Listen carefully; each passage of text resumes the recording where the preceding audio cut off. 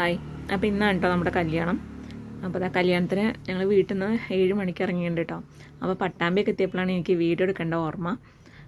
അപ്പോൾ ബാക്കിലൊക്കെ നല്ല പാട്ടും ഡാൻസൊക്കെ ഉണ്ട് കേട്ടോ. അതുകൊണ്ട് തന്നെ ഞാൻ ഇതിൻ്റെ പോളിയൊക്കെ മ്യൂട്ട് ചെയ്തിരിക്കുകയാണ്. ഞാനൊരു വോയിസ് ഓവർ കൊടുക്കുകയാണ് കേട്ടോ. അപ്പോൾ നല്ല കാറ്റുണ്ട്, തണുപ്പുണ്ട് കേട്ടോ. ഒരുപാട് ദൂരമുള്ളത് കൊണ്ട് തന്നെ ഞാൻ ഛർദ്ദിക്കും കേട്ടോ ബസ്സിൽ. എനിക്ക് ബസ്സിൽ യാത്ര ചെയ്യാന്ന് പറഞ്ഞാൽ ഭയങ്കര ഇതാണ്, ഡേഞ്ചറാണ്. ഞാൻ ഛർദ്ദിക്കും.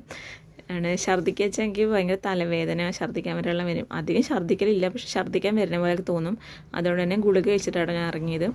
പിന്നെ ട്രെയിനിലും ബൈക്കിലൊന്നും നമുക്ക് ആ പ്രശ്നം വരില്ല. അപ്പോൾ ഏട്ടൻ അവിടെ തന്നെ ഇരിക്കുന്നുണ്ട്. ശ്രീകുട്ടി മാട്ടിയും അപ്പുറത്തെ സീറ്റിലാണ് കേട്ടോ. അപ്പോൾ ഞങ്ങളങ്ങനെ പോയിക്കൊണ്ടിരിക്കുകയാണ്. അപ്പോൾ നല്ല രസമാണ് കേട്ടോ രാവിലത്തെ ആ ഒരു വൈബില്ലേ. അപ്പം അങ്ങനെ ഇനി അവിടെ എത്തിയിട്ട് കാണാം കേട്ടോ. അപ്പോൾ ഞങ്ങൾ അവിടെ എത്തിയിട്ടുണ്ട്. പാലക്കാട് പാറ എന്ന് പറഞ്ഞ സ്ഥലത്താണ് കേട്ടോ. അപ്പോൾ 10 മണി ഉണ്ടായിരുന്നു അവിടെ എത്തിയപ്പോൾ. അതുകൊണ്ട് തന്നെ നല്ല വെയിലുണ്ട് കേട്ടോ. അപ്പോൾ ശ്രീകുട്ടിയും മാട്ടിയൊക്കെ ഏട്ടനപ്പം നടന്നുകൊണ്ടിരിക്കുന്നുണ്ട്. അപ്പോൾ അമ്പലത്തിൽ വെച്ചിട്ടായിരുന്നു കേട്ടോ കെട്ട്, താലികെട്ട്. അപ്പോൾ അമ്പലത്തേക്ക് ഞങ്ങൾ വന്നിട്ടുണ്ട്. അപ്പോൾ വലിയൊരു അമ്പലമായിരുന്നു കേട്ടോ.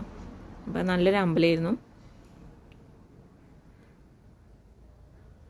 ഒരു തമിഴ്നാട്ടിലത്തെയൊക്കെ പോലത്തെ ഒരു അമ്പലമായിരുന്നു കേട്ടോ. വലിയ അമ്പലം വെച്ചാൽ വലിയൊരു അമ്പലമാണ്. അപ്പോൾ അവിടെ പണി നടന്നുകൊണ്ടിരിക്കുകയാണ് കേട്ടോ. 3 പ്രതിഷ്ഠയാണ് അവിടെ ഉണ്ടായിരുന്നത്. അത് ഏതൊക്കെ പ്രതിഷ്ഠയെന്ന് അറിയില്ല കേട്ടോ. അവിടെ തമിഴിലാണ് അവർ എഴുതി വെച്ചിട്ടുണ്ടായിരുന്നത്.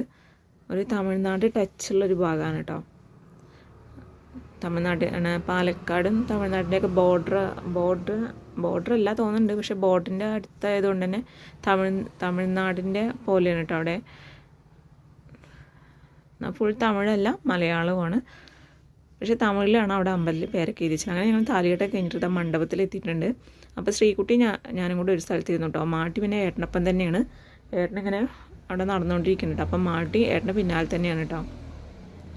ഞങ്ങൾ പിന്നെ അവിടെ കുറച്ച് നേരമൊക്കെ ഇരുന്നിട്ട് ഒക്കെ കണ്ടു. അത് കഴിഞ്ഞിട്ട് നമുക്ക് ഭക്ഷണം കഴിക്കാനായപ്പോൾ ഞങ്ങൾ പോയി ഭക്ഷണം കഴിച്ചു കേട്ടോ. അപ്പോൾ നല്ല സദ്യയായിരുന്നു കേട്ടോ.